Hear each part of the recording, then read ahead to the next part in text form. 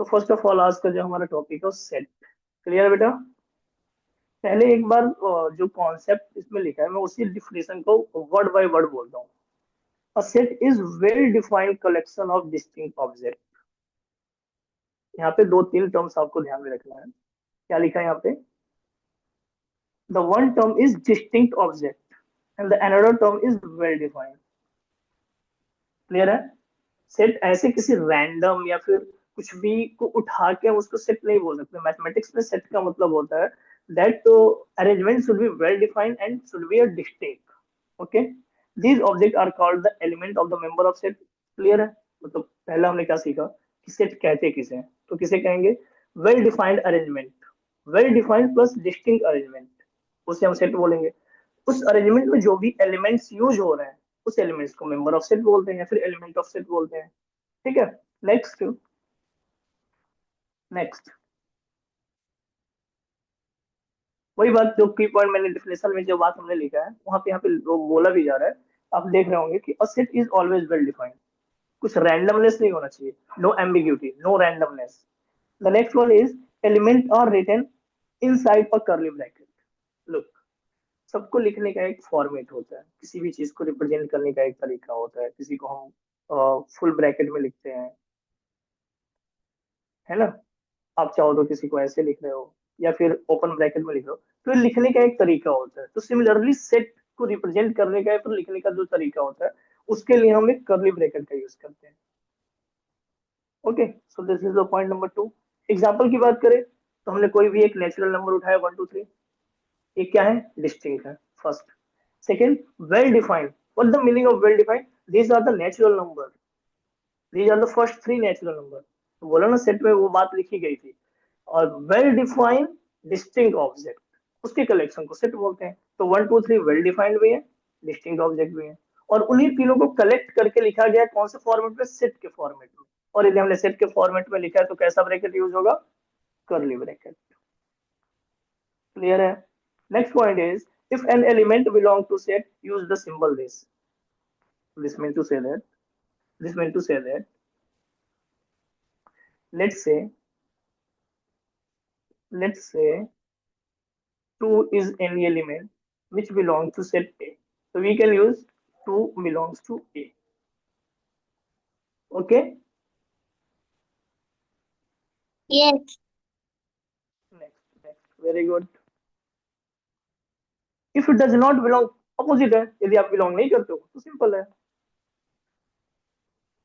Now हमने set का definition और की कॉन्सेप्ट सीख लिया। सेट का डिफिनेशन था वेल डिफाइंड डिस्टिंक्ट ऑब्जेक्ट। की कॉन्सेप्ट हमने क्या सीखा? की कॉन्सेप्ट हमने सीखा कि जो भी हम सेट को रिप्रेजेंट करते हैं उसे कर्ली ब्रैकेट में लिखते हैं।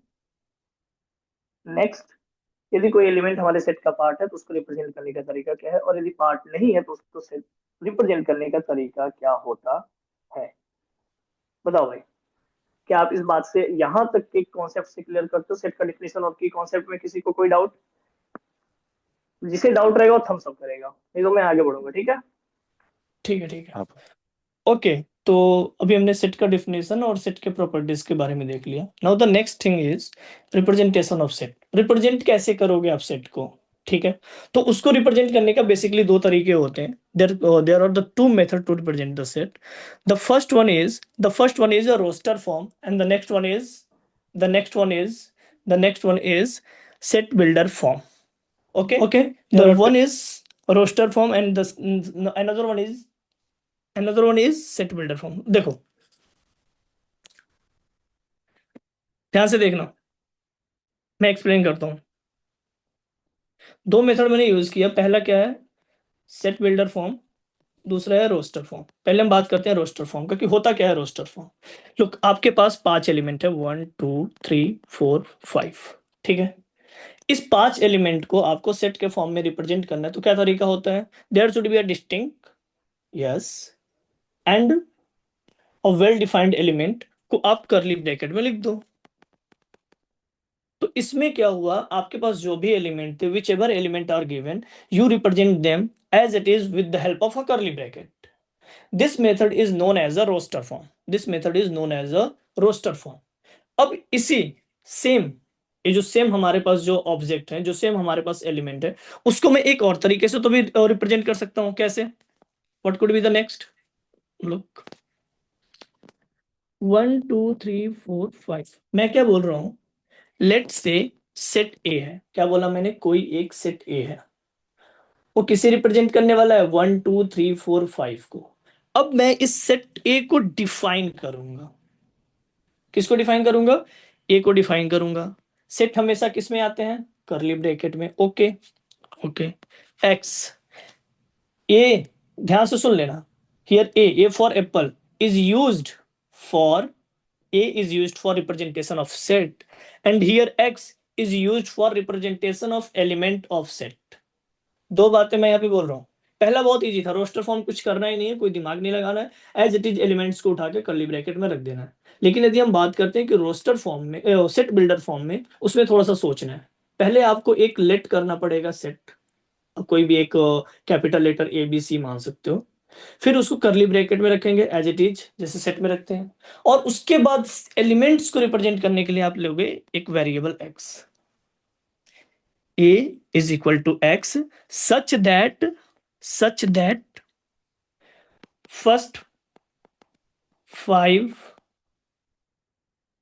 नेचुरल नंबर, इसे ऐसे लगा के फिर करली ब्रैकेट बंद कर दिया। क्या ये बात आपको क्लियर है? जल्दी से बताओ, इंपॉर्टेंट है, जो कुछ भी मैंने बोला ये क्लियर है? रोस्टर फॉर्म इजी था, उसमें कुछ नहीं करना था, एज इट इज एलिमेंट को उठा के पिक कर देना था। हाँ, सर सेकंड पार्ट नहीं समझा। सेकेंड पार्ट नहीं समझा बेटा, मैं बताता हूँ आपको फिर से मैं आपको एक्सप्लेन करता हूँ बेटा, ठीक है? ओके। बेटा मान लो आपके पास 5 एलिमेंट है, 1 2 3 4 5। आपको इस पांचों एलिमेंट को सेट के फॉर्म में रिप्रेजेंट करना है, सेट में लिखना है। तो पहला जो तरीका था वो रोस्टर फॉर्म, वो आपको समझ में आ गया था, एज इट इज आपने उसको लिख दिया। लेकिन जो नेक्स्ट फॉर्म है वो होता है सेट बिल्डर फॉर्म। मतलब जो एलिमेंट्स हैं हम उसको वर्डिंग के बेसिस पे डिफाइन करते हैं। क्या बोला मैंने? Element are defined on the basis of wording, that could be a natural number, that could be a whole number, that could be a prime number, that could be a coprime number, that could be a divisible by 2, that could be a divisible by 3, anything, उसे हम wording के basis पे define करेंगे। Clear है? तो वही मैंने बोला, ए इस बार भी सेट ही है एक, उसको मैंने लिख रहा हूं, बट कैसे लिखने वाला हूं? वर्डिंग के बेसिस पे। तो बेटा ऐसे में डायरेक्ट थोड़ी ना लिख दूंगा फर्स्ट 5 नेचुरल नंबर या फिर कुछ भी। उसके लिए मैं एक एलिमेंट मानूंगा एक्स। एक्स क्या है? एलिमेंट है। कौन सा एलिमेंट? सेट का एलिमेंट। कौन सा सेट का एलिमेंट? 1 2 3 या 4? सारे एलिमेंट। एक्स एक ऐसा एलिमेंट है जो मेरे सेट ए के सारे एलिमेंट को एक साथ डिफाइन कर रहा है। पहले इतना बताओ, ए और एक्स समझ में आया या नहीं आया? आया। ओके। अब एक्स एलिमेंट है तो एक्स को मैं डिफाइन करूंगा कैसे? X is something, x is something, x is first 5 natural number. 1 2 3 4 5 natural number है या नहीं है? है। फर्स्ट 5 नेचुरल नंबर है या नहीं है? वो भी है, तो बस हमने रिप्रेजेंट कर दिया। क्लियर है बेटा? सर क्लियर है ना? सर हाँ, किसी को कोई डाउट? yes sir I हाँ have हाँ, that बोलो बोलो। sir the sign which is placed after the x what refers to that sign standing line This is something, representing, used to represent a set. Here not a significant value like mathematical value कोई ज्यादा hold नहीं करता है, ये use किया जा रहा है डिफाइन करने के लिए। क्लियर है बेटा? yes should we go further ahead? Okay, ठीक है। इसमें कुछ और एग्जांपल आपके स्लाइड में यूज किया गया है, तो आप स्लाइड में पढ़ के समझने की कोशिश करना, मैंने इसीलिए अलग एग्जांपल लिया है, ठीक है? नेक्स्ट पे आते हैं। Next, subset. What is the definition of subset?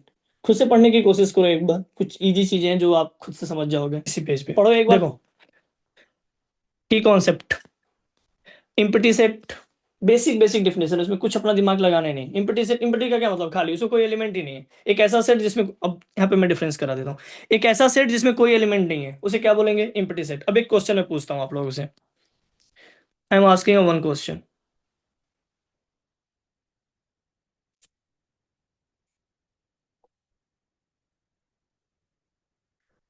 इन दोनों में से कौन सा एम्प्टी सेट है, फर्स्ट या सेकेंड? आप अपने आंसर्स में तो बोल सकते हो, फिर रिप्लाई करो. बोल ही सकते हो आप लोग सारे, कमी बच्चे हो, कोई दिक्कत नहीं है. Sir first. सेकेंड क्या एम्प्टी सेट नहीं है? No sir. क्यों, थोड़ा सा मैथमेटिकली एक्सप्लेन करो, या फिर जिस बेसिस पे. Sir, because the sign would come, means the sign would come as a particular, not in the curly brackets. अच्छा, एक और बात मैं पूछता हूँ, क्या ये एम्प्टी सेट है? Yes, sir. ठीक है, मतलब मैं डिफरेंस यहाँ पे क्रिएट करने की कोशिश कर रहा था. यदि फाई सिंपली लिखा गया बेटा, तो एक एम्प्टी सेट है. बट सेम एक फाई एलिमेंट को आपने उठा के सेट में रख दिया, सेट बिल्डर फॉर्म या रोस्टर फॉर्म में एक एलिमेंट में रख दिया, तो एम्प्टी सेट ना रह के वो सिंगलटन सेट हो जाएगा. ये डिफरेंस क्लियर रखना, ठीक है? ओके. यहाँ पे तो की कॉन्सेप्ट में बस एक ही बात था कि एम्प्टी सेट क्या होता है. तो एम्प्टी सेट में 5 एलिमेंट होता है, मतलब 0 एलिमेंट होता है. बट उसी 5 एलिमेंट को, जो 0 एलिमेंट था, उसको आपने उठा के किसी सेट में रख दिया, तो वह एक 5 एलिमेंट, वह एक एम्प्टी सेट ना होकर सिंगलटन सेट हो जाएगा. एक ऐसा सेट जिसमें सिर्फ और सिर्फ एक वैल्यू है. क्लियर है? ओके. तो एम्प्टी सेट मैंने बता दिया. Next, finite set, number limited हो. अच्छा, फिर से क्वेश्चन, फिर से पूछता हूँ. सेट ऑफ नेचुरल नंबर कैसा है, फाइनाइट सेट या फिर infinite set? Infinite set. Infinite set. ठीक है बेटा, ऐसे इंटरेक्टिव रहना आप लोग. क्यों इनफाइनाइट सेट क्यों है बेटा? Sir, because natural number refers numbers to are one. Infinite. Okay, very good. Equal set, equal set किसे बोलेंगे? Same element. अब देखो, यहां पे मैं एक बात लिखता हूं. ए, मैंने एक एलिमेंट ए, एक सेट ए लिख दिया, और बी को मैं लिख रहा हूं x such that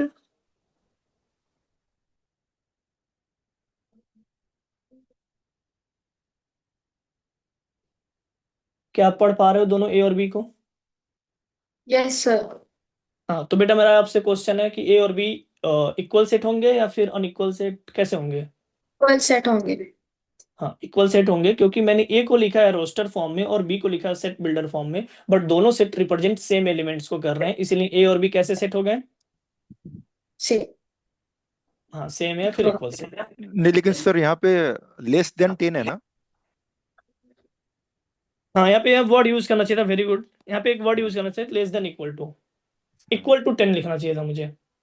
less than word use करेंगे तो नहीं होगा. Yes sir.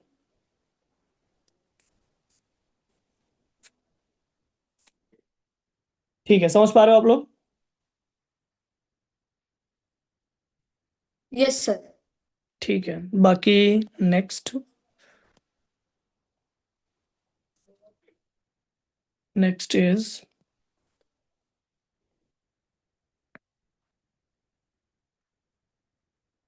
Universal set. किसके बारे में हम बात कर रहे हैं? Universal set. हाँ, तो मतलब universal set is something collection of all the sets. इसको हम यू से रिप्रेजेंट करते हैं. जैसे मान लो एक मैंने सेट बना दिया यहाँ पे, ठीक है, लेट से कोई एक मैंने यहाँ पे सेट बनाया, ए और बी कुछ भी है, तो जो यू होगा, ये पूरा कंप्लीट, पूरा यूनिवर्स में जितने भी सेट हैं उसे यूनिवर्सल सेट बोलेंगे. ठीक है, ओके. इसमें कॉन्सेप्ट की बात करें थी, जो भी कॉन्सेप्ट हमें यहाँ पे लिखा गया है, universal set contain all element under the consideration in a particular context. जो भी कॉन्टेक्स्ट की बात करेंगे, उसमें जितने भी एलिमेंट आ रहे होंगे वो सारे यूनिवर्सल सेट के पार्ट होंगे. इसको डिनोट करते हैं हम यू से. यू लिखेंगे. जी बेटा. वहां पे आपने कौन सा ये दिया था सिंबल? हाँ, यूनिवर्सल सेट को रिप्रेजेंट करने का तरीका यू होता है, हमारे पीपीटी में भी दिख रहा होगा. Okay. हाँ, ठीक है. इसे यू से रिप्रेजेंट करते हैं. ऑल सेट और सबसेट ऑफ यू, भाई मैं बोला हूँ, यदि हम पर्टिकुलर कंसिडरेशन की बात करें, तो लेट से ए और ए बी, तो क्या ए सबसेट ऑफ यू होगा? ऑब्वियस सी बात है, होगा, क्योंकि A is the part of universal set. तो यदि A is part of universal set तो ए हो गया सबसेट ऑफ यू। तो वही यहाँ पे लिखने की, यहाँ पे समझाने की कोशिश किया गया, ऑल सेट और सबसेट ऑफ यू। ठीक है, बाकी depend on the problem context हम क्वेश्चन में देख के समझ जाएंगे। क्लियर है? ठीक है, जैसे यहाँ पे एक क्वेश्चन दिया गया है, इसे पढ़ने की कोशिश करो, इसे समझने की कोशिश करो, जो एक यूनिवर्सल सेट यू और ए का रिलेशन कैसे स्टेब्लिश किया जा रहा है। सर यहाँ पे ऐसा कह रहा है कि यू एक सेट दिया है, यूनिवर्सल सेट, जिसमें पहले 5 नेचुरल नंबर्स दिए हुए हैं। हम्म तो ए जो है उसमें पहले 2 जो नेचुरल नंबर्स है वो प्रेजेंट है, यानी कि ए सेट जो है वो यू सेट का एक पार्ट है। तो फिर वैसे वो बता रहे हैं। हम वही सबसेट की बात जो कर रहे हैं। ठीक है, ठीक है, तो जस्ट बेसिक आइडिया मुझे बता दो, सेट के बारे में समझ में आ रहा है या नहीं आ रहा है? समझ पा रहे हो सेट? हाँ, सेट ठीक है। नेक्स्ट हमारा Venn diagram. Venn diagram basically होता है रिप्रेजेंटेशन। क्या होता है बेटा? Venn diagram is the graphical representation of set. हमने एक पढ़ा सेट बिल्डर फॉर्म, एक पढ़ा हमने रोस्टर फॉर्म। अब वही 1 2 3 4 5 को कोई सेट है, उसको मैं वेन डायग्राम के फॉर्म में रिप्रेजेंट कर दूंगा। वेन डायग्राम होता कैसा? सर्कुलर फॉर्म में, तो वही क्या हो जाता है? वेन डायग्राम फॉर्म हो जाता है। ठीक है, जिसमें जिसमें मैं यहाँ पे दिखा देता हूँ एक बार फिर से।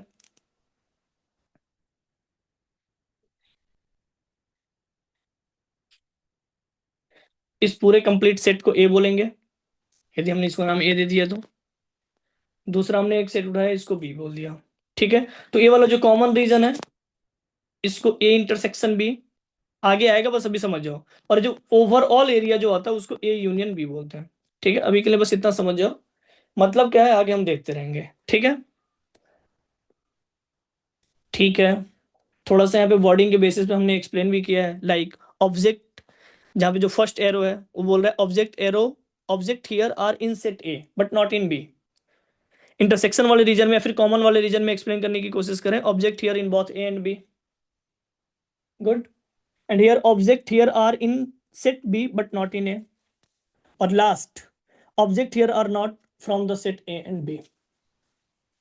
ठीक है, तो एक वेन डायग्राम के बेसिस पे यहाँ पे हमने common region, only set A के बारे में, वनली सेट बी के बारे में और यूनिवर्सल सेट के बारे में बेसिक बेसिक आइडिया को एक्सप्लेन किया गया है।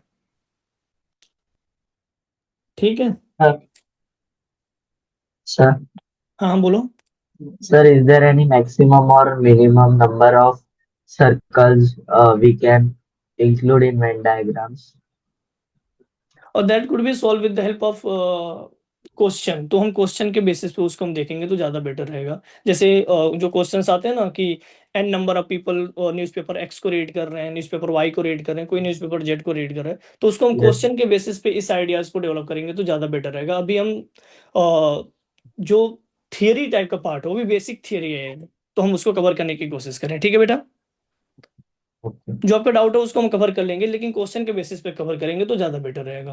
आपको ऐसे क्वेश्चंस पता भी होंगे, जो एन नंबर ऑफ पीपल कुछ ये काम कर रहे हैं, एक्स नंबर ऑफ, है ना? Yes. ठीक है, तो मुझे ऐसा लगता है कि सेट के बारे में बेसिक आइडिया हो गया। बेसिकली मैं चाहता था फंक्शन से शुरू करना, क्योंकि जो कैलकुलस होता है वो फंक्शन से शुरू होता है। तो सेट के बारे में बेसिक आइडिया हो गया, सेट और रिलेशन को थोड़ा सा होल्ड करके मैं फंक्शन पढ़ाऊंगा, है ना? तो जो एक बीच में छूटा हुआ, तो ये मत सोचना कि छोड़ दिया गया है, उसे हम कवर कर देंगे बाद में, लेकिन अभी हम रिमेनिंग टाइम के लिए फंक्शन स्टार्ट कर रहे हैं। ठीक है, यस सर। क्लास के स्टार्टर के लिए मैंने सोचा आपको पता लग जाए क्या है क्या क्या है क्या नहीं। बाकी अब आज की क्लास में हम फंक्शन स्टार्ट करेंगे। ठीक है, चलो भाई, फंक्शन जितने लोग जेई देने वाले हो या फिर जितने सीईटी देने वाले हो उनके लिए मैं बता दूं, बहुत इंपॉर्टेंट है ये फंक्शन। इतना ज़्यादा इंपॉर्टेंट है कि आप हर जगह यूज आएगा। ठीक है, तो थोड़ा सुकून से शांति से बैठ के पढ़ाई करना और पेन पेपर लेके एक्टिव रहना। ठीक है ना? मैं आज की क्लास में अब फंक्शन स्टार्ट करता हूँ। देखो फंक्शन, यहाँ पे चीजें उतना विजिबल नहीं है, सुनो भाई। कॉन्सेप्ट में देखो एक टर्म लिखा है, a function is a relation. तो आप ये मत सोचो कि रिलेशन नहीं पढ़ा तो कोई दिक्कत है, मैं रिलेशन एक वर्ड में एक्सप्लेन कर दूंगा, बस समझने की कोशिश करना। Function, a function is a relation where each input है एग्जैक्टली वन आउटपुट। अब मैं इसके बारे में बात कर लेता हूँ, देखना ध्यान से। Function is also kind of relation, मतलब लेट से मैंने दो नोटेशंस बनाया और इसमें मैंने लिखा 1 2 3 और यहाँ पे मैंने लिखा ABC। यदि मैं रिलेशन की बात करूंगा तो 1 के दो वैल्यू हो सकते हैं, 1 का वैल्यू A भी हो सकता है और B भी हो सकता है। ध्यान से समझने की कोशिश करना, रिलेशन के बेसिस पे मैं फंक्शन को डिफाइन कर रहा हूं। तो फर्स्ट मैंने क्या बोला, एक ऐसा रिलेशन है जिसमें 1 A के साथ भी अटैच हो सकता है और 1 B के साथ भी अटैच हो सकता है। This could be a relation, इसमें कोई दिक्कत नहीं है, मैथमेटिकली ये डिफाइन है। ये बात समझ में आ रहा है? प्लीज थम्स अप करते रहना क्योंकि थोड़ा कॉन्सेप्चुअली है। मैंने ये बोला कि ए और बी दो डिफरेंट सेट दिए हैं, ए और बी दो डिफरेंट सेट दिए हैं, उन दोनों के बीच में एक रिलेशन इस्टेब्लिश किया जा रहा है, उन दोनों के बीच में एक रिलेशन इस्टेब्लिश किया जा रहा है। वो रिलेशन ऐसा हो सकता है, मतलब सेट ए के दो वैल्यू, सेट ए का दो आउटपुट हो सकता है। ऐसा पॉसिबल है कि सेट ए के एक एलिमेंट के दो या दो से ज्यादा आउटपुट हो सकते हैं। तो वही मैंने यहाँ पे बताया, 1 का एक आउटपुट ए है और 1 का एक आउटपुट बी भी हो सकता है। ए रिलेशन है। अब हम बात करते हैं रिलेशन के बेसिस पे फंक्शन। फंक्शन क्या होता है, देखो, a function is a relation where each input has exactly one output. तो क्या अभी ये फंक्शन है? नहीं। जैसे ही मैंने इसके एक आउटपुट को हटा दिया, लेट से मैंने 1 का B से हटा दिया और 1 को A से जोड़ा, 2 को C से और 3 को B से, तो अभी की रिलेशन कैसा दिख रहा है? अभी रिलेशन ऐसा दिख रहा है, 1A,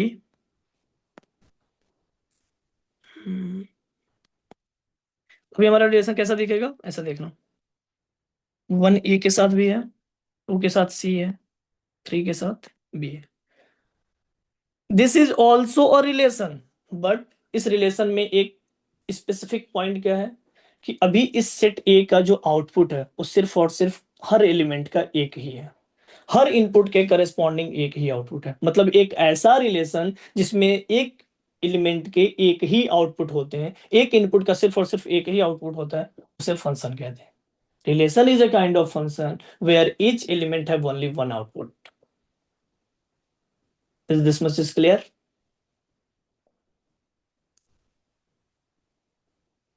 फंक्शन का डिफिनेशन समझ में आया on the basis of diagram? Yes sir. हाँ, डाउट बेटा किसी को? No sir. ठीक है, okay. So this was the first line जो यहाँ पे लिखा गया है, a function is a relation where each input has exactly one output. Now, क्या मैंने इसमें ये बात लिखा है कि ईच आउट, क्या मैंने ऐसा कुछ लिखा है, function is a relation where each input has exactly one output? इसका रिवर्स क्या होता है? मैं डायग्राम से ही समझाने की कोशिश करता हूँ, ऐसे कंफ्यूज हो जाओगे।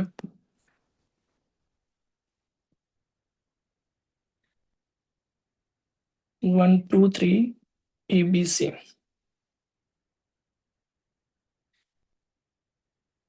माय क्वेश्चन इज, मैं आपसे पूछता हूँ, अभी जो मैंने एक रिलेशन एस्टेब्लिश किया, क्या वो रिलेशन फंक्शन है? सर नहीं। क्यों बेटा, फंक्शन का डिफिनेशन क्या होता है? A relation in where each input has exactly one output. तो इसमें क्या दिक्कत है बेटा? ए जो मैंने एक बनाया है इनपुट और आउटपुट, उसमें क्या दिक्कत है?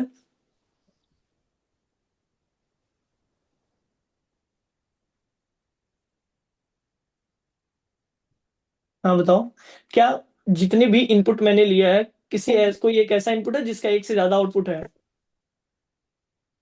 सर मैं वो वहाँ पे कंफ्यूज हो गया कि ए का भी ए इक्वल है, 1 इक्वल है ए के साथ और 2 भी इक्वल है ए के साथ, तो उधर कंफ्यूज हो गया। इक्वालिटी से मत देखो, ऐसे देखो, ये जो मैंने रिलेशन इस्टेब्लिश किया इसको मैं ऐसे लिख सकता हूँ, 1A 2A 3C। क्या हर एक इनपुट का एक ही आउटपुट है? कोई एक ऐसा इनपुट आपको दिख रहा है जिसको एक से ज्यादा आउटपुट हो? No. मैं ऐसा लिखता, 1A 1B, तो इस केस में क्या था, एक इनपुट 1 के दो आउटपुट थे a कॉमा b, तो ये तो श्योरली एक फंक्शन नहीं था। लेकिन यहाँ पे जो इनपुट है 1 उसका भी एक ही आउटपुट है, जो इनपुट है 2 उसका भी एक ही इनपुट है, और जो इनपुट है 3 उसका भी एक ही आउटपुट है। मतलब जितने भी इनपुट हैं उसके एक ही आउटपुट है। ध्यान से सुनो, आउटपुट दो आउटपुट का एक सेम इनपुट हो सकता है, रिवर्स ट्रू नहीं है, वाइस वर्सा ट्रू नहीं है। दो आउटपुट का एक इनपुट होगा तो फंक्शन नहीं है, ऐसा नहीं होता है। दो इनपुट का एक आउटपुट नहीं होना चाहिए। ये बात जो मैंने अभी बोलने की कोशिश किया, समझ पा रहे हो? Yes sir. Reply clear, very good बेटा, वेरी गुड। अब मैं आपको एग्जांपल दिखाता हूँ, एक एग्जांपल दिखाता हूँ। मुझे पता है आप लोग को ग्राफ वगैरह का आइडिया नहीं होगा, फिर भी मैं आपको एक्सप्लेन करके दिखाता हूँ, बस मेरे साथ बने रहो बेटा। यहाँ पे जो मैं बना रहा हूँ उसको बोलते हैं साइन एक्स का ग्राफ, ठीक है? समझने की कोशिश करना, मैं एक्सप्लेन कर रहा हूँ, ये आगे आएगा ट्रिग्नोमेट्री में, मैं अच्छे से एक्सप्लेन करूंगा। अभी बस समझो मैं जो बता रहा हूँ, इसका नीड है समझाने के लिए, मैं यूज कर रहा हूँ। अभी जो मैंने ड्रॉ किया है साइन एक्स का ग्राफ है, ठीक है? ओके सर, यहाँ पे साइन 0 का वैल्यू 0 होता है, साइन 90 का वैल्यू 1 होता है, और साइन 180 का वैल्यू अगेन 0 हो जाता है, और साइन -90 का वैल्यू -1 होता है। ये बेसिक बातें हैं, बस मैं इसके थ्रू सुनना अभी मैं क्या बता रहा हूँ। मेरा स्टेटमेंट ये था फंक्शन को डिफाइन करते time, each element have only one output. Input का मतलब होता है एक्स एक्सिस। देखो, भागने की कोशिश मत करना, थोड़ा डिफिकल्ट है समझना, मजा आएगा। फिर से बोलता हूँ, इनपुट का मतलब होता है एक्स एक्सिस, आउटपुट का मतलब होता है वाई एक्सिस। मतलब यदि मैं इनपुट का हर एक एलिमेंट उठाता हूं तो उसके लिए आउटपुट, या फिर यदि मैं एक्स एक्सिस का हर एक एलिमेंट उठाता हूं उसके लिए वाई एक्सिस पे सिर्फ और सिर्फ एक वैल्यू आएगा, तो ये जो मैंने ग्राफ बनाया वो फंक्शन है। यदि ऐसा नहीं होता है तो जो मैंने ग्राफ बनाया वो फंक्शन नहीं है। Is this much clear? Thumbs up please. थोड़ा रुक रुक के चलेंगे क्योंकि कॉन्सेप्चुअल है। Good, very good. हाँ, किसी को कोई डाउट? सर यानी कि But can you repeat the last line you said? हाँ ठीक है, जो मैंने यहाँ पे डिफिनेशन में लिखा है इनपुट और आउटपुट, उसको यदि हम ज्योमेट्रिकल कॉन्टेक्स्ट में बात करते हैं तो इनपुट का मतलब होता है एक्स एक्सिस के सारे वैल्यूज, और आउटपुट का मतलब होता है वाई एक्सिस के सारे वैल्यूज।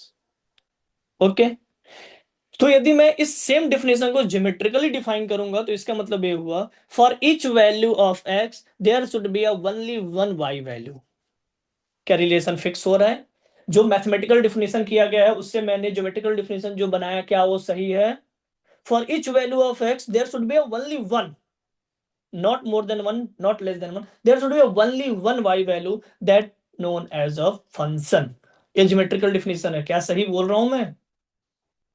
हाँ बेटा, किसको डाउट था? सर यानी ठीक, कि आप ऐसा कह रहे हैं कि एक्स एक्सिस पे जो भी एलिमेंट्स है वो सारे हाँ, इनपुट्स है, और जो भी वाई एक्सिस पे है वो सारे आउटपुट्स है। तो हर यस, एक इनपुट का एक ही आउटपुट है, यानी कि एक फंक्शन है। हाँ नहीं, मतलब अभी मैंने बोला कि ज्योमेट्रिकली यदि कोई फंक्शन को डिफाइन करने को बोलेगा,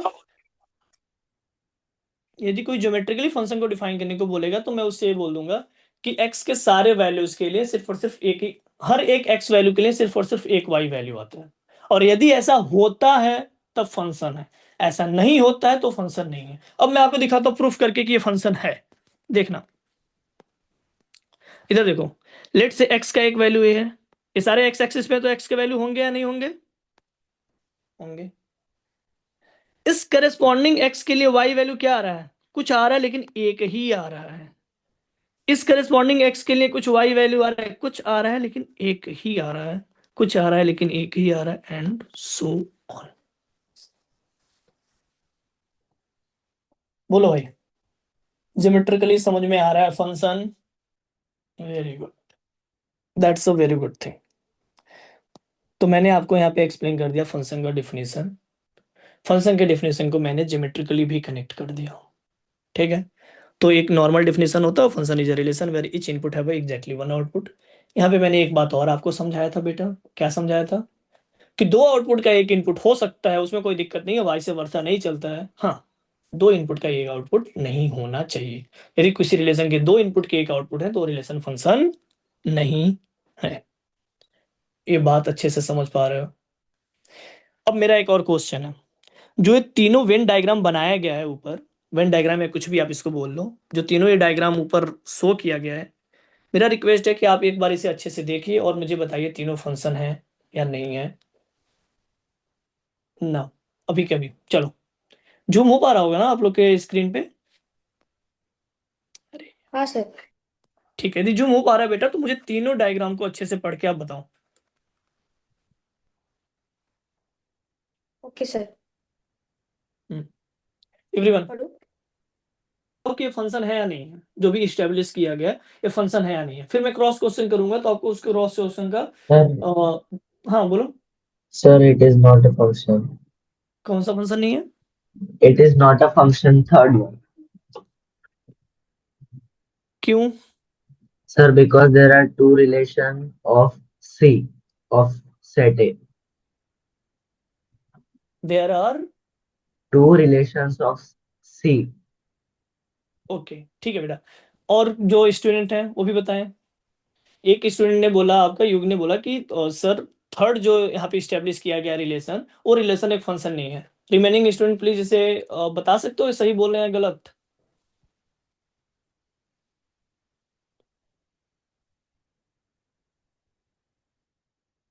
सर थर्ड वाला एक फंक्शन नहीं है।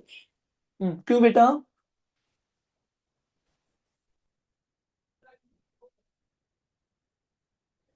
सर क्योंकि एक ही व्हाट डू यू से, एक ही आउटपुट, दो आउटपुट का एक इनपुट नहीं हो सकता। हाँ मतलब आपको ऐसे बोला है कि सर एक इनपुट ए के दो आउटपुट आ रहे हैं और इसीलिए ऐसे रिलेशंस को फंक्शन नहीं बोलेंगे। नहीं। क्लियर है बेटा? Very yes good, sir. I think आपको फंक्शन समझ में आया होगा, है ना? Yes sir. ठीक है, अब मैं एक और बात यहाँ पे करता हूँ और वहीं पे एक टेस्ट डेवलप होता है तो उसके बारे में बात कर लेते हैं। देखो, मान लो कोई एक ऐसे रैंडम फंक्शन में बना रहा हूँ, तो please don't go there technical terms,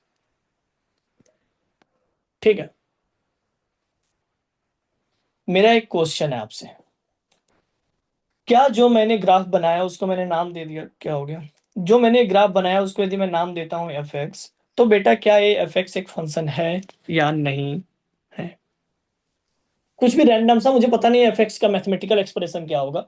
मैंने बस सिंपल आपसे एक बात पूछा है कि जो कुछ भी मैंने ड्रॉ किया है जिसको मैं एफ एक्स बोल रहा हूँ वो एक फंक्शन है या नहीं है?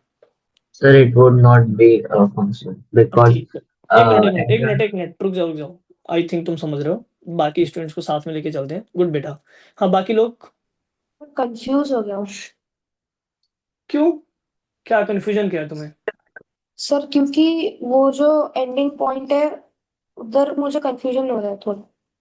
मतलब जहां से आपने स्टार्ट किया है, बाकी सारी जगह पे मुझे सही लगा है, but at the ending point पे वो मुझे थोड़ा सा कंफ्यूजन हो रहा है कि तो यहाँ पे दो आउटपुट। आपके हिसाब से बाकी सारे जगह पे फंक्शन आउटपुट फंक्शन है?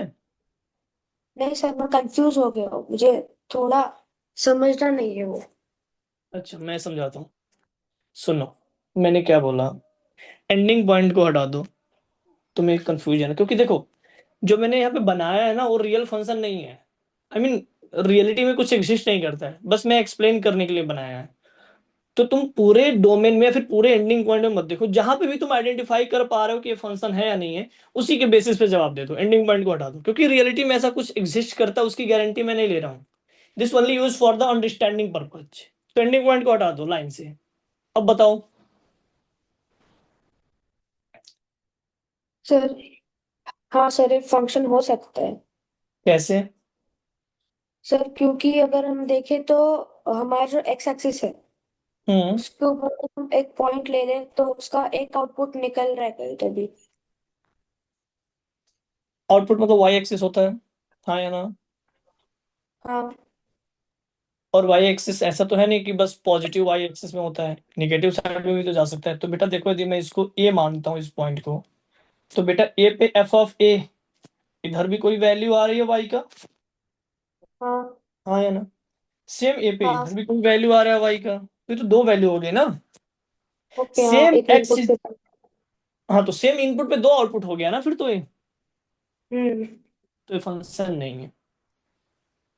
ओके फंक्शन, ठीक है, क्लियर है, ओके, वेरी गुड। यहीं पे एक नया कॉन्सेप्ट क्रिएट होता है जो मैथमेटिक्स में यूज किया जाता है, उसको हम बोलते हैं वर्टिकल लाइन टेस्ट। किसी भी फंक्शन का यदि आपके सामने ग्राफ बना के दे दिया जाए, कोई भी फंक्शन हो, लेट्स से एक फंक्शन ऐसा है और आपसे पूछा जा रहा है कि ये फंक्शन है या नहीं है, ग्राफ गिवन है, तो आपको यूज करना है vertical line test. Vertical line test मतलब क्या होता है कि आपको एक वर्टिकल लाइन ड्रॉ करना है। यदि वो वर्टिकल लाइन आपके ग्राफ पे एक से ज्यादा बार कट कर जाएगा तो ग्राफ या फिर वो गिवन रिलेशन एक फंक्शन नहीं होगा। इसका एक्सप्लेनेशन जस्ट एक स्लाइड पहले मैंने आपको दे दिया, और यहाँ पे मैंने एक अंडरस्टैंडिंग या फिर मेमोराइज करने वाली जो बात है वो समझा दिया। ये फंक्शन क्यों नहीं है, तो एक एक्स का 2y वैल्यू। तरीका क्या है जानने का, वर्टिकल लाइन टेस्ट। ग्राफ पे एक वर्टिकल लाइन खींचो, यदि वो वर्टिकल लाइन मेरे ग्राफ को एक से ज्यादा बार कट करेगा तो मेरा फंक्शन फंक्शन नहीं कहलाएगा, that's it.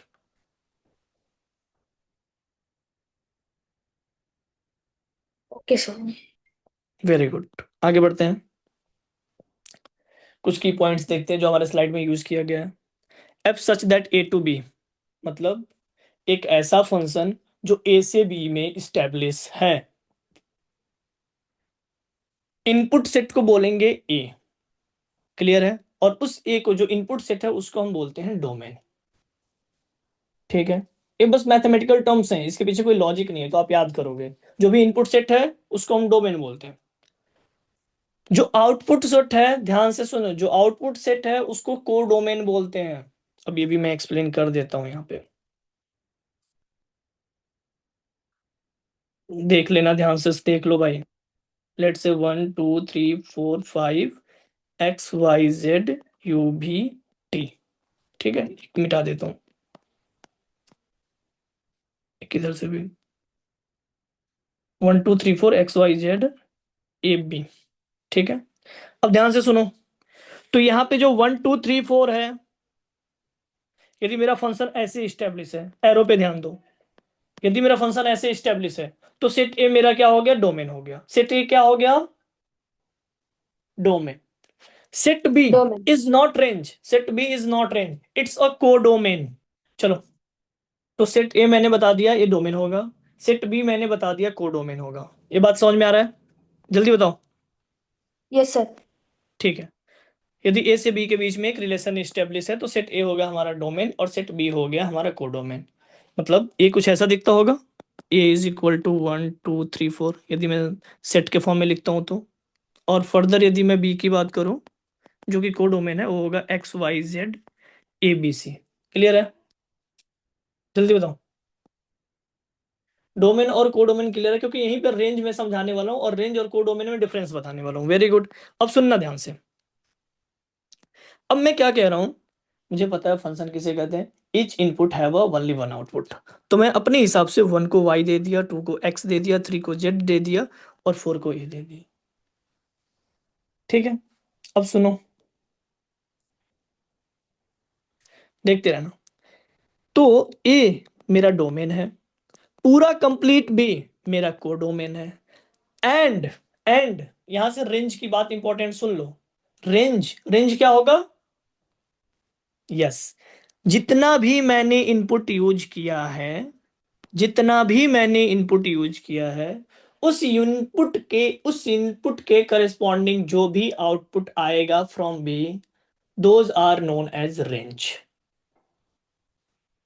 Complete B is not range, उसको हम कोडोमेन बोलते हैं। तो सर फिर रेंज किसे बोलते हैं, इनपुट यूज करने पे मैंने क्या किया होगा, इस इनपुट को फंक्शन में डाला होगा, लाइक एफ ऑफ 1 डाला होगा तो मुझे मिला, क्या मिला भाई, वाई। फिर मैंने यूज किया होगा एफ ऑफ 2 तो मुझे मिला होगा x. F of 3 Z, F of 4 A.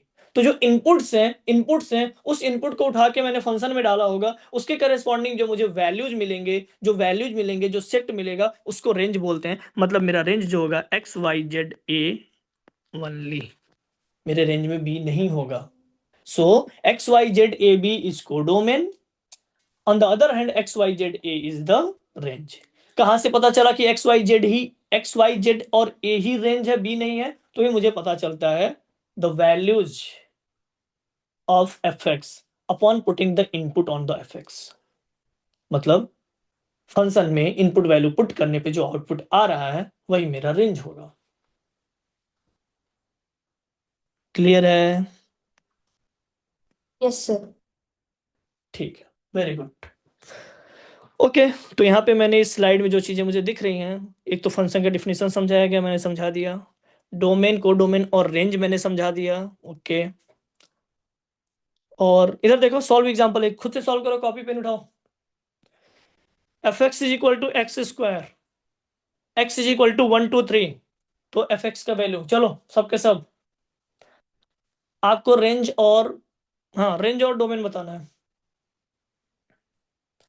fx is equal to x square में आपको रेंज और डोमेन बताना है।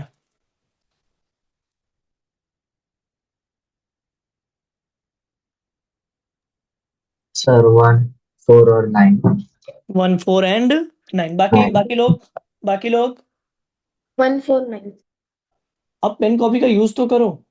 सिंपल सा एक फंक्शन दिया है fx, मैं आपको दिखाता हूँ क्या दिया बेटा। इधर देखो, जिन लोगों ने सॉल्व नहीं किया या फिर जो हेजिटेट कर रहे हैं, देखो एक फंक्शन दिया है fx और उन्होंने इसको डिफाइन कर दिया एक्स स्क्वायर के टर्म में। x जिसको हम डोमेन बोलते हैं खुद से दे रखा है 1 2 3। हमें क्या चाहिए, इसके वैल्यू चाहिए, फंक्शन के वैल्यू चाहिए जिसे हम रेंज बोलते हैं। तो x की जगह पे एक बार 1 पुट करो, f ऑफ 1।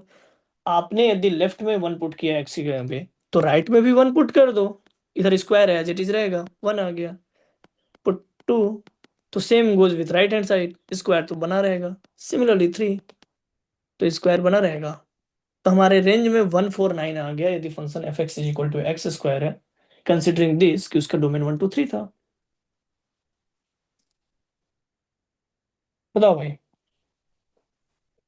आई होप समझ में आ रहा है। ठीक है, नेक्स्ट नेक्स्ट चलो, इंटरेस्टिंग टॉपिक। फंक्शन होते कितने तरीके के हैं, अभी हमने सीखा कि फंक्शन होता क्या है, फिर हमने देखा कि फंक्शन को रिप्रेजेंट कैसे करते हैं। After that we identify a method, we clarify या फिर identify a method to check the function। Okay, and we just solve a elementary question on the basis of function, domain and range. After that our next topic is types of function. I mean, how many types of function can be there? So there are basically 4 types of function. The first one is one function, second one is many one, third one is onto, and fourth one is into function। पहले अभी बस नाम याद रखो, या फिर नाम मत याद रखो, वो नाम मैं अपनी डिफिनेशन अभी मैं एक्सप्लेन करते टाइम सिखाऊंगा। तो अभी मोटा मोटी बस इतना समझ लो ब्रॉडली कि there are 4 types of function, one one, many one, onto, into. Clear है? अब मैं एक्सप्लेन करता हूँ, वेन डायग्राम के बेसिस पे ही मैं एक्सप्लेन करता हूँ। ठीक है, अब पहले वेन डायग्राम को देखो। अच्छा चलो एक काम करते हैं, फर्स्ट सेकेंड थर्ड फोर्थ दिया, थर्ड फोर्थ को हटा दो, अभी साइड में रखो। फर्स्ट और सेकेंड को आपको ऑब्जर्व करके बताना है कि what could be you observe. I just wanted to know, everyone, this line for everyone, जितने भी स्टूडेंट है जो भी ऑब्जर्व कर रहे हो आप लोग, वो मुझे 1 to 1 एक एक बच्चा एक्सप्लेन करेगा, कुछ भी ऑब्जर्व कर पाओ।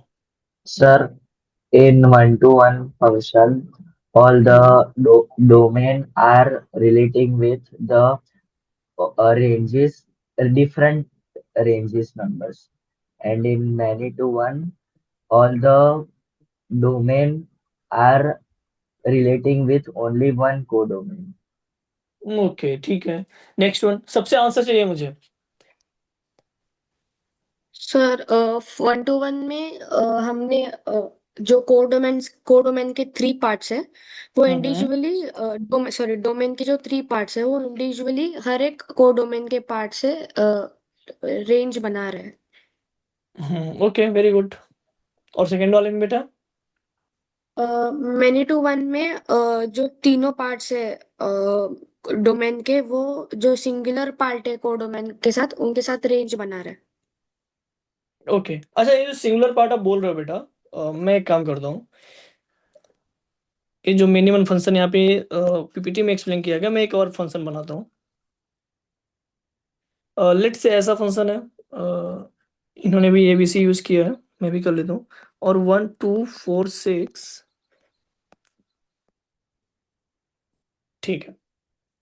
अब ठीक है, मतलब एक सिंगुलर नहीं, मेरे कोर डोमेन में भी 3 एलिमेंट है और मेरे डोमेन में भी 3 एलिमेंट है, ठीक है। तो इसमें भी वही हो रहा है कि तीनों एलिमेंट जो मेरे डोमेन के हैं, कोर डोमेन के सिर्फ और सिर्फ एक ही एलिमेंट से रिलेशन बना रहे हैं ना। Yes sir. ठीक ठीक है, ठीक है सर। तो मैं थोड़ा सा ये स्लाइड एक्सप्लेन कर देता हूँ क्योंकि इंपॉर्टेंट है, तो फिर हम नेक्स्ट क्लास देखते हैं सर। हाँ बेटा, टाइप्स ऑफ फंक्शन चल रहा है, 4 तरह के फंक्शन होते हैं, one one, many one, onto, into. इसको मैं 2 हिस्सों में बांट दिया, जो मैंने रेड लाइन ड्रॉ किया उसके बेसिस पे 2 पार्ट होते हैं। The first one one one और मेनी वन, थर्ड वन और फोर्थ वन को एक साथ पढ़ेंगे, फर्स्ट वन और सेकंड वन को एक साथ पढ़ेंगे। ये बात तो क्लियर होगा? Very good. अब सुनना ध्यान से,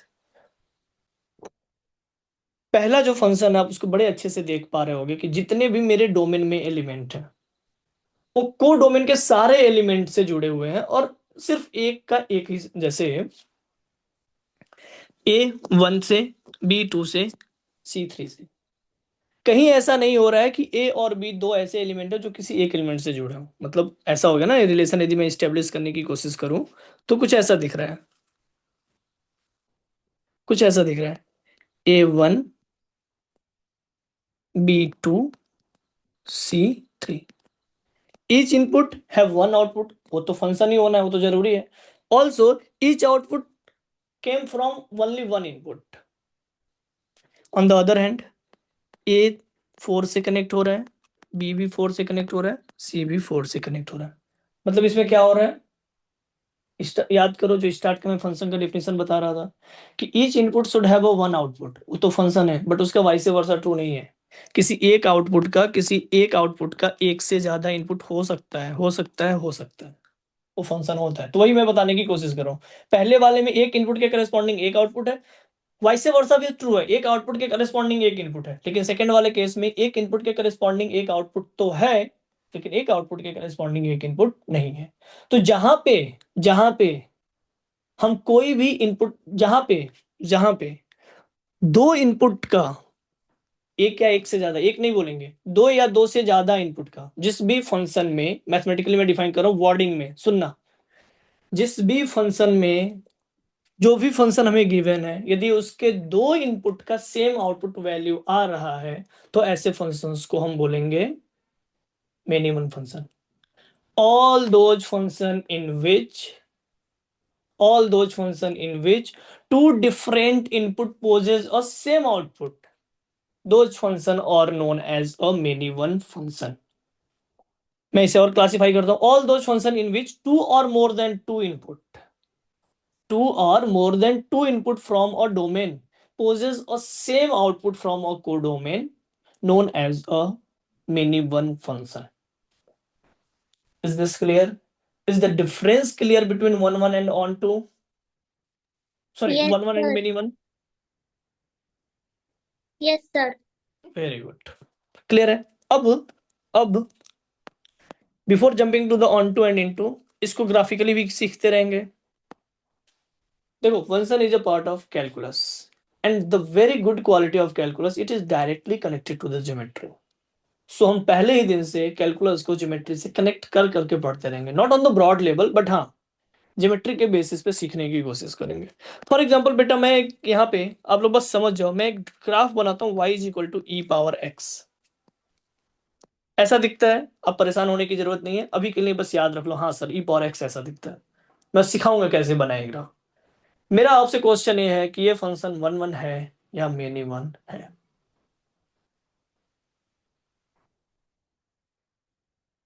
फिर से याद दिला देता हूं, इनपुट मतलब होता है एक्स एक्सिस, आउटपुट मतलब होता है वाई एक्सिस। कनेक्ट करो जवाब। हाँ बेटा, क्या वन वन फंक्शन, बाकी है ना? और दूसरे बच्चे,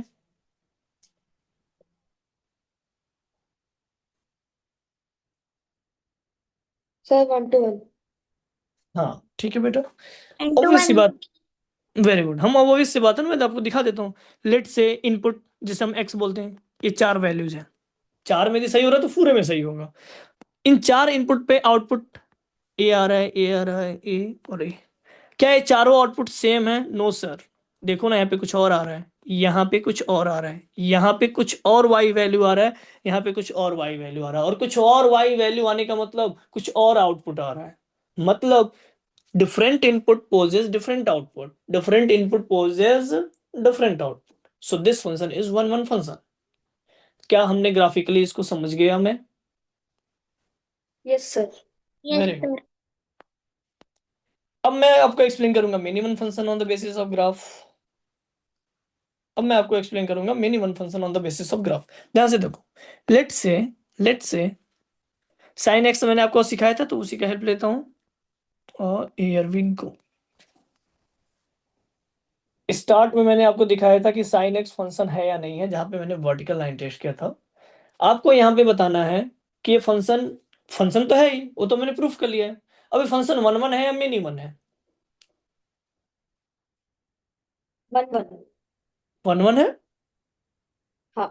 ध्यान से पढ़ो ना, वन वन फंक्शन किसे बोलेंगे? अच्छा, थोड़ा और हेल्प करता हूँ आपका बेटा। Sir, it was sir more many than two one one. है। मैं, हाँ, यू क्या बोल रहे थे आप बेटा? Sir, it was more than one function. More than one नहीं होता, फिर वो मिनी वन हो जाता है ना। Yes, many two. हाँ, मिनी टू वन या फिर मिनी वन फंक्शन बोल सकते हैं। सिंपल सा है। फिर मैं वही, इनपुट मतलब होता है X axis, the meaning of input is X axis. Can you please take 4 to 5 input on X axis, या output mean Y axis? No, ध्यान से देखना भाई। इस एक्स पे ए वाई वैल्यू आ रहा है, ठीक है। इधर देखो ना, क्या ऑलमोस्ट सेम नहीं आ गया? क्या दो एक्स पे सेम वाई वैल्यू नहीं आ रहा है? बताओ। इधर देखो, एक एक्स ए है, उस पे एक वाई वैल्यू आ रहा है। हाँ सर। एक एक्स ए भी है, उस पे एक वाई वैल्यू आ रहा है। क्या फिर से ऐसा नहीं हो गया? क्या फिर से ऐसा नहीं हो गया कि दो डिफरेंट एक्स पे एक वाई वैल्यू आ रहा है? देखो इधर, ये दो डिफरेंट एक्स हैं। यस सर, वाई तो सेम है। क्लियर है ना? तो यदि दो डिफरेंट एक्स पे सेम वाई वैल्यू आ रहा है, या फिर दो डिफरेंट इनपुट पे सेम आउटपुट आ रहा है, तो ऐसे फंक्शंस को हम क्या बोलते हैं? मिनी वन फंक्शन बोलते हैं। एंड दैट्स वाई जो भी मैंने फंक्शन ड्रॉ किया है, जिसे मैंने आपको एक्सप्लेन कर दिया था कि साइन एक्स का फंक्शन है, ये फंक्शन वन वन नहीं है, मिनी वन है। एग्री और not? Yes sir. Very good, ठीक है। ओके बेटा, ऑन टू फंक्शन और इनटू फंक्शन हम कल पढ़ेंगे, और एक इंपॉर्टेंट इसका जो टेस्ट होता है उसका हम ये भी कल देखेंगे, ठीक है। अब मैं एक बार जल्दी से समराइज कर देता हूँ। मैंने आज बेसिक आपको सेट के बारे में बताया, सेट होता क्या है। फिर सेट को रिप्रेजेंट करने का तरीका, set builder form and roster form. कुछ बेसिक बातें वेन डायग्राम के बारे में बताया, ठीक है। I mean I just barely cover 30 to 35% of set, और रिलेशन मैंने पूरा छोड़ दिया क्योंकि मुझे फंक्शन समझाना था। फिर मैंने फंक्शन को आपको डिफाइन किया, फंक्शन को नोटेशन उसका बताया मैंने क्या होता है, उसको रिप्रेजेंट करने का तरीका, फिर डोमेन, कोडोमेन, रेंज, तीनों होते क्या है, तीनों में डिफरेंस क्या होता है, उसको समझा दिया। और फिर टाइप ऑफ फंक्शन में वन वन और मेनी वन फंक्शन को बताया। और जितने भी फंक्शंस में हमने चीजों को देखा, वो सारा on the basis of mathematics, on the basis of geometry, दोनों तरह हमने एक्सप्लेन कर दिया। आज की क्लास में यहाँ तक कोई किसी को डाउट हो तो पूछ लेना, अदरवाइज हम क्लास को यहीं पे एंड करते हैं। मेरा आपसे रिक्वेस्ट है कि इसको अच्छे से रिवाइज कर लेना। एंड द सेकेंड थिंग, जो बच्चे क्लास में इंटरेक्टिव नहीं बैठ रहे, बेटा प्लीज हमारा आपसे रिक्वेस्ट है, आप समझने की कोशिश करो। कोई डाउट हो तो मुझसे ऑन द स्पॉट क्वेश्चन पूछो, बट अपना 100% देके 1 घंटा क्लास में बैठने की कोशिश करो। That will helpful for your exam as well as your future.